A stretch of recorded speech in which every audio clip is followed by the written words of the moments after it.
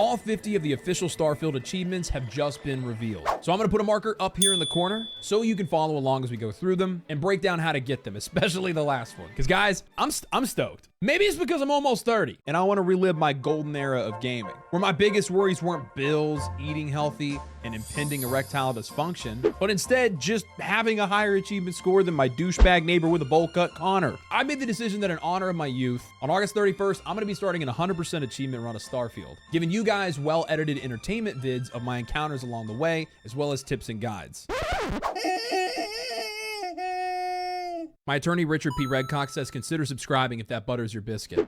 But getting to that 1,000 gamer score is not going to be a walk in the park. Let's review what we're up against. And we're going to be utilizing Charlie Intel as he's the source for the achievement reveal. Now, the first 16 are just story completion, but it's unlikely that all of this can be completed in a single playthrough. If I know Bethesda achievements, which I do, because I just 100%ed Fallout New Vegas on hardcore over on my achievement hunting channel. I had to go rooting around there in your noggin. Bro, no, this is not a good sign. Link for that, by the way, is right here or in the description below if you want to check that out. But there's always several missions that can only be accomplished by playing through the campaigns of multiple different factions. So like anything in a Bethesda title, it's not going to be particularly difficult, but incredibly tedious to do. For the next 5 achievements, the song remains the same, as they're focused on leveling your character from 5 to 10 to 25 to 50, all the way up to 100. So this is going to be the highest level achievement in a Bethesda game ever. Even in Fallout 4, the last single player game they made, you only had to make it to 50 for the achievement. And with no idea how arduous the leveling system is going to be in Starfield, I'm expecting that this is going to be the longest one to get. Though, it's important to note that Starfield does have a new feature that none of their games in the past have, New Game Plus. So basically, after you complete the game for the first time, you can start an entirely new run, but keep the same character, and I would presume your level. This might actually speed up the leveling process, if the experience gain from recompleting major story missions is the same. In fact, most of these achievements are probably going to be a lot easier because of New Game Plus. If everything in the second playthrough and your third count towards your achievements again, as in like hacking the same terminal over and over, or unlocking the same doors. I feel like it should work this way, but we'll see. The next 5 are for joining the 5 major factions. Again, not sure if this is something you're going to be able to do in a single playthrough, as teaming up with one might give you issues with the others. But we have to join the Ryusian Industries, the Freestar Rangers, Constellation, the Crimson Fleet, and UC Vanguard. Honestly, in my first playthrough, I'm usually as malicious as I possibly can be, so joining up with the Crimson Fleet sounds like a no-brainer to me.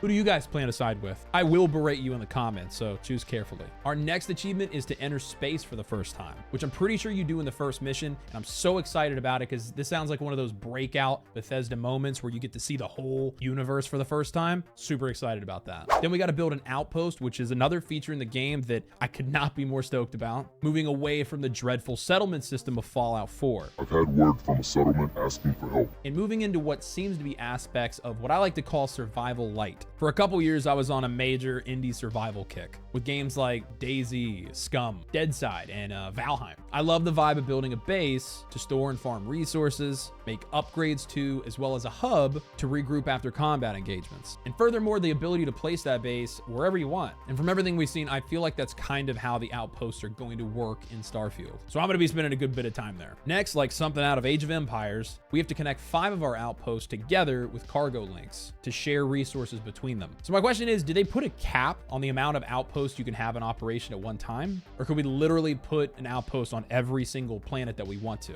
The next achievement is probably my favorite on this list. Successfully smuggle contraband. As a self-proclaimed space pirate, or as my stepdad always called me, a butt pirate.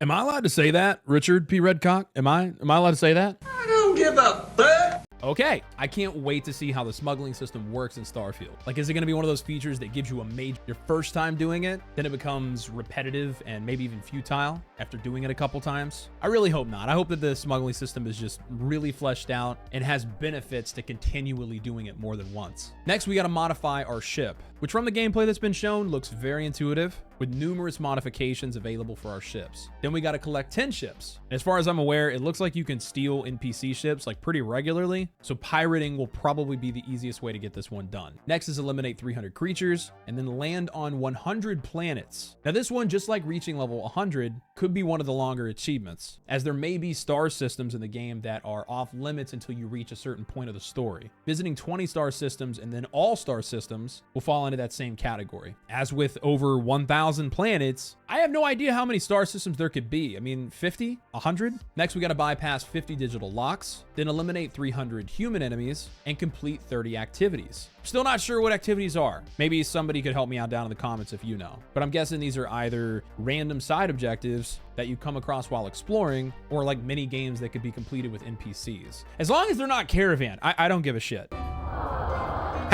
How do I lose? I could go my entire life without ever playing another Hand of Caravan. I hate that game. Complete 30 terminal or misc missions. And this may actually be the side quest now that I'm thinking about it. Produce 500 total resources from your outpost. While I'm expecting this one to probably take a while, I would bet that with upgrades, you can kind of just let it go on its own with automation. Then we have to access 50 computers and gather 500 organic resources, which is probably the label they've given the loot that you pick up off creatures that you killed. Then we have to craft 100 items, gather 500 inorganic resources, so like rocks and stuff, mod 50 weapons, read 20 skill magazines that I'm sure will function similar to how they do in the Fallout games, where you get like a little bonus by reading them, collect 20 quantum essence. This is another item I really don't know anything about or where we'll even be able to attain it, but because we only need 20, I'm gonna say that they're probably tough to get. Then we have to recruit 10 separate companions, which I feel like isn't all of them. I mean, Fallout 4 had 13, but we'll see. And finally, we have to reach maximum relationship level with a companion, which could mean a lot of things. Could be Baldur's Gate level of maximum relationship.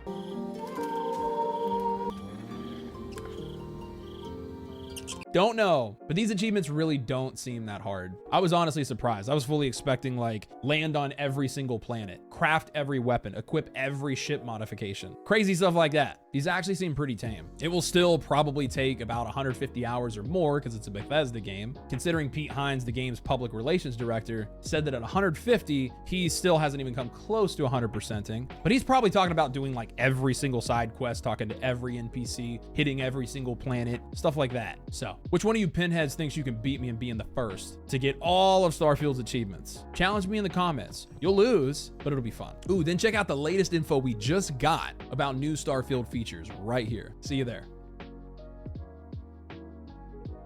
Go on, go ahead, click it.